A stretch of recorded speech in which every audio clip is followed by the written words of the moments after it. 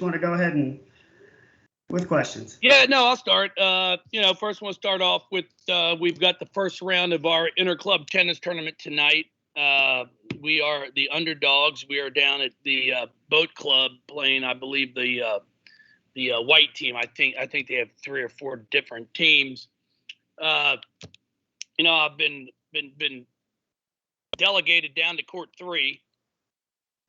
Just really shocked that our coach would not be able to fully appreciate talent when it's right in front of him. So I'll be playing court 3, and hopefully we'll be able to report back a huge win on court 3. We have 5 courts going tonight. It's all doubles, of course, because of our age.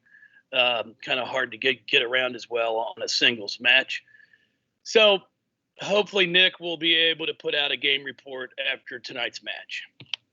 So now on to other things that aren't quite as pressing or as important.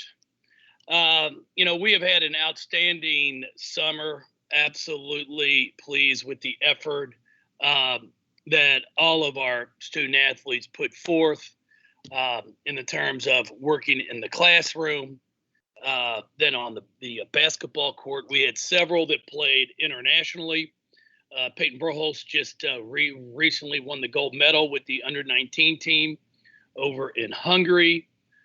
Emily Engsler and Haley Van Lith played on the 3-on-3 team over in France.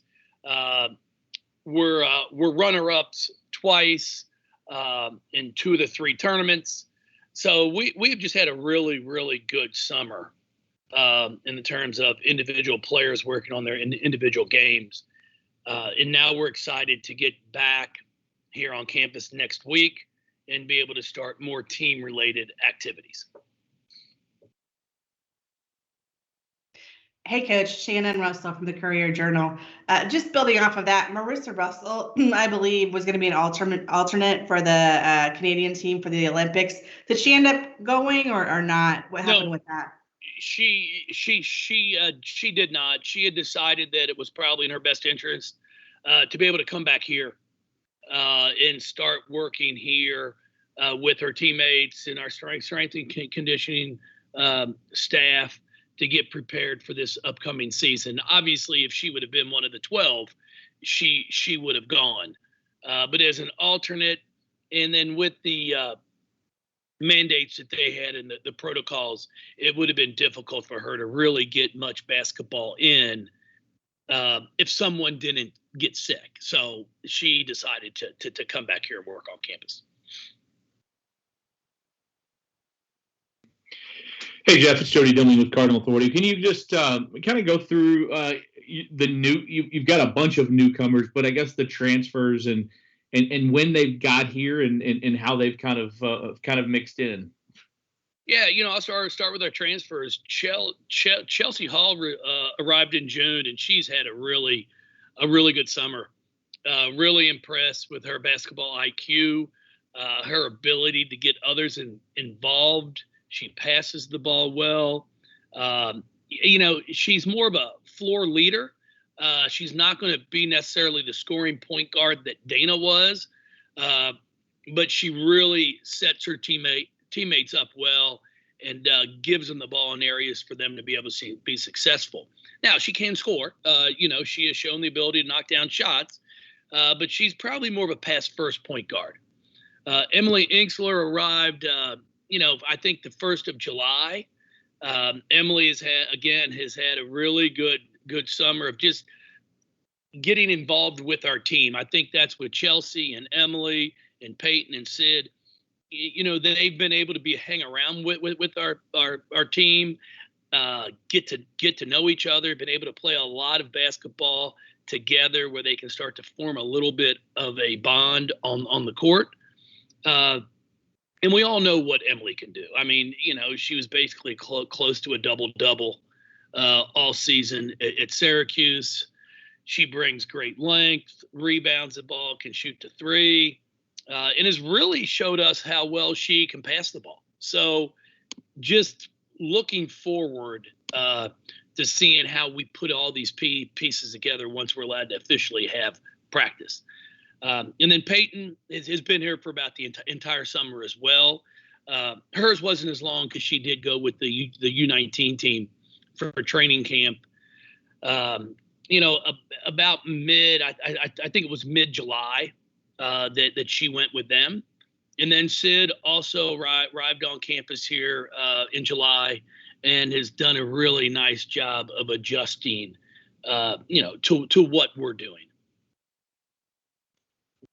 Jeff, this is Gary Graves from AP. How have you worked with some of your other players in terms of trying to get more offense, particularly with your returnees? Maybe a player like Mikasa who does a lot of things, but you could probably use maybe 8 to 10 points a game from her every so often. Yeah, I mean, it's really just spending time in the gym, working on their shot. I mean, we only get 4 hours a week.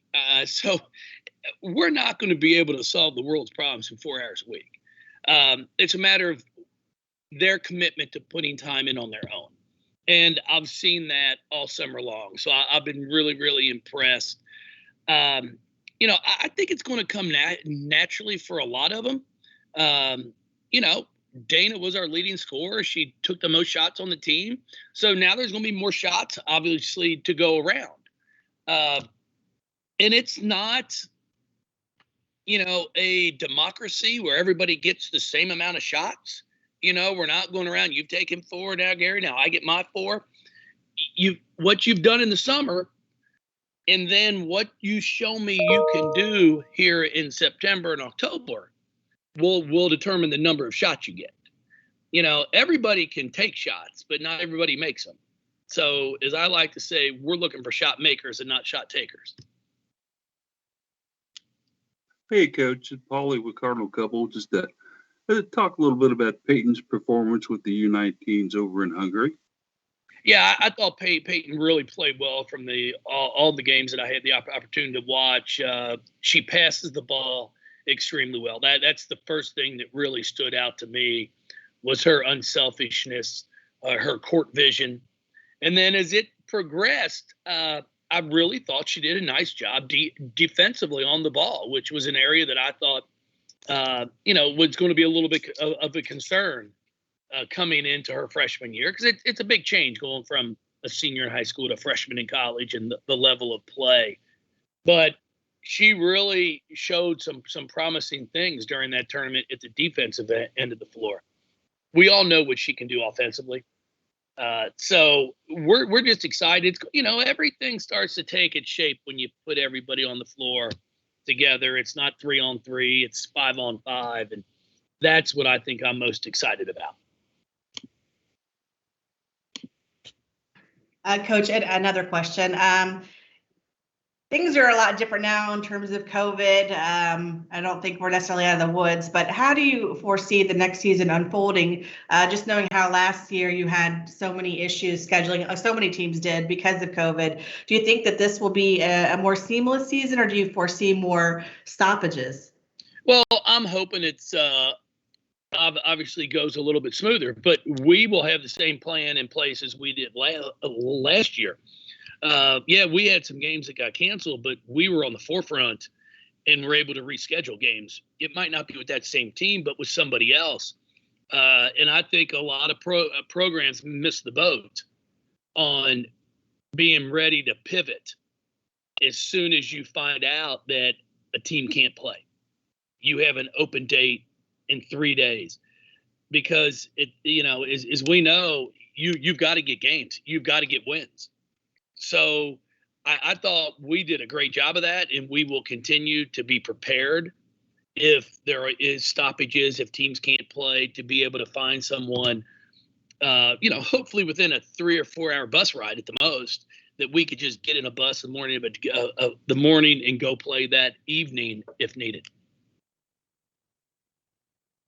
Jeff, in regards to that, can you just kind of talk about your schedule? We released a non-conference last week, and a pretty kind of cool road trip there early in the season. Seems like you're going to be out west for almost a whole week, right? Yeah, it's going to be a challenge. It didn't come together quite as nicely as I would have liked. I tried to get a tournament out west over Thanksgiving, to be able to play like a Friday, Saturday, come back. And but unfortunately, we weren't able to get in one. So Colorado State was kind enough to agree to, we're playing at their place on that Sunday after Thanksgiving. We hoped we could do it on Saturday, but they have a home football game that day, so we're going to have to play on Sunday. But it's challenging. I mean, we start, in South Dakota against Arizona, our national runner-up this past season. They're a very talented ball club. They return a nice amount of their depth. So we know going into it, our first game, we're going to be thrown into the fire. It's going to be fun to see how we handle it. And then you've got, Arizona, we're at Washington. You've got Kentucky here at home, Michigan here at home, playing UConn on a neutral site, Belmont here at home. I mean, we've got a very, very good non-conference schedule. And it's going to be one that will definitely challenge our kids. And then we'll find out here, hopefully in the next few weeks, where we'll be for ACC play. Coach, what things have you done with Liz and Olivia in terms of getting more from them in the post, maybe being more assertive? Well, I mean, we have really worked hard on making sure we pass on the ball. It's hard to score, Gary, if I don't throw it to you, especially as a post player. So we have talked with our guards about doing a much better job of really trying to focus on playing inside out. That doesn't mean and Liz have to shoot it every time they touch it, but we do want to try to get the ball into their hands to be able to make people worry about their ability to score in the post. So we're going to continue to talk about that, and as we go forward in the preseason, it'll be a point of emphasis to hopefully you'll start to see a little more, at least inside out, before shots taken. Hey, Coach, concerning Alexia Mobley, earlier this week we found out that she had reclassified, that she's actually going to be on campus as a redshirt this year. Just some thoughts on her and that decision. Yeah, Lex was one that she had done a great job academically and was able to graduate early. And it's been kind of a waiting game. I knew that she would like to come in here and start a year early, but it was all going to depend on what our scholarship situation was. I wasn't prepared yet to just say, hey, you've got one come in case someone else did pop in the transfer portal. And then all of a sudden I've got a scholarship tied up with someone who I was anticipating was coming in next year. But for us right now, Lex is a hard worker. Enjoyed watching her play this summer. She will benefit. At this point in time, we are planning on redshirting her. It's something that we had talked about, and we knew if she was to come on campus this year that we were going to redshirt her. But it's one of those where she can still travel with the team. And if there was an emergency or something like that where we had to play her, she would be able to play. But I do anticipate a redshirt year for her. Jeff, Michael McCammon from Cardinal Authority. Louisville Live's going to Churchill Downs this year after being absent this year. How big of an event is that for you guys, both as a team as well as from a recruiting perspective? Well, I think it's great for our program. It's going to be, I think, a lot of fun for the fan base in general to get the opportunity to see both teams. What a unique a setting it's going to be having it at Churchill. I just hope I'm able to get my bet in on race 7 before we start up. But the one thing I can tell you, I will not take any handicapping tips from Demling. So we'll see how that all works out. But no, it's going to be fun. I mean, it's something our players enjoy. The fans enjoy, and as coaches, it's going to be a great night. And there will, I'm sure, be some visitors on campus, that are there for that as well. It's one of those things. I say it all the time. It's not going to get you 5 recruits just because you have this event. But what it does is it does show the passion that we have for basketball here at the University of Louisville, not just men's basketball, but women's basketball. And those are the things that can make a lasting impression on someone. So we are excited about looking forward. It's hard to believe it's about a month away. Hey Jeff, as a follow-up, not to your picks, but to Alexia, what's first of all, she will enroll next week. Is that correct? Yes. Okay. Sure will. What she's been committed for maybe longer than almost any other player you've probably ever had. Like, I think she committed already 2 years ago, and she still had another year until she was going to get here. What did you see back then, and what has happened with her game since then? Well, what I've really been impressed with is her commitment to changing her body. She's really worked hard in the weight room. She's in great shape. She's fit. She's a high motor player. She's not going to really wow you or blow you away by her skill. She's not a great 3-point shooter. She's, not going to go between the legs behind the back and finish a layup. But what she's going to do is outwork you.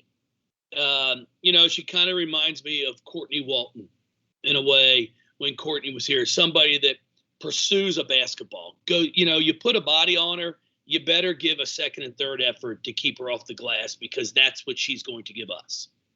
So I think this redshirt year is really going to be beneficial to her, to be able to practice every single day against our team to try to get a good feel for things she has to work on. And then it gives us a chance to have individual workouts as well, which will really benefit her. What do you kind of expect the next step for Haley and when she gets back on campus? She's been working. That's kind of her MO is to work all the time. What's the next step for her?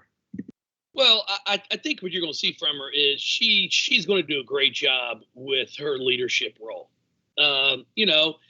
You had Dana as a senior on last year's team. Dana was the catalyst of that team, and now I think Haley's ready to take over some of that responsibility. I think you'll see her score a little bit more. She's really been working on her offensive game, and at the same time, she was, I think, 3rd or 4th in the team in rebounding all last year. So she gives you a really solid all-around game. It's just going to be interesting for all of them with our 3-point line changing. So we'll see how that impacts the 3-point shooting percentage from players. Jeff, what kind of impact do you see with Haley's NIL representation deal, maybe for your team and perhaps for women's college basketball in general? You know what? It's going to be interesting, Gary. I'm not sure. There's the range from player to player, I think, can be drastic. So, everybody, you see the projections. It's kind of what they're talking about with our, women's basketball, the value, the media rights value here in 2025. They're saying between 80 and 125 million for the NCAA tournament. Well, somebody still has to pay it. Your house might be valued at $2 million, but if nobody wants to pay it, it's not worth $2 million. So you've seen a lot of the valuations on all these players, but now it's a matter of when is the money really going to start being put up? So our university's done a great job. Matt Banker is kind of our lead when it comes to our NIL. Matt's helping all these young women and men out. Just what to do, how to do it. Open Doors obviously is a big player in this also at our university. So in about 3 or 4 months, I think I'm going to be able to give you a better answer to that question. Yeah. How hard was it for you to kind of get your mind around some of these deals that were reported when initially, particularly with some athletes? Did it kind of surprise you at the value that you alluded to, the valuations with some of them? No, not really. I'm excited for them. You know, I think there's a lot more to it than what people realize, and I'm waiting to see how this all transpires. You know, you sign to a deal, and let's say you don't perform, are they firing you? You know, none of these kids have ever been fired before, I don't think. And is it, you know, I'm sponsoring you, Gary, I've signed you to this, and you're putting up 8 points a game, and I thought you'd be putting up 15. So now I'm getting in touch with you going, hey, you got to start stepping things up, or we're going to have to look elsewhere with our deal. And then all of a sudden, does that put extra pressure on you now to have to go out and start shooting more or trying to be more assertive? So I think there's a lot of unknowns that it's going to be interesting to see how it unfolds throughout this season in all sports.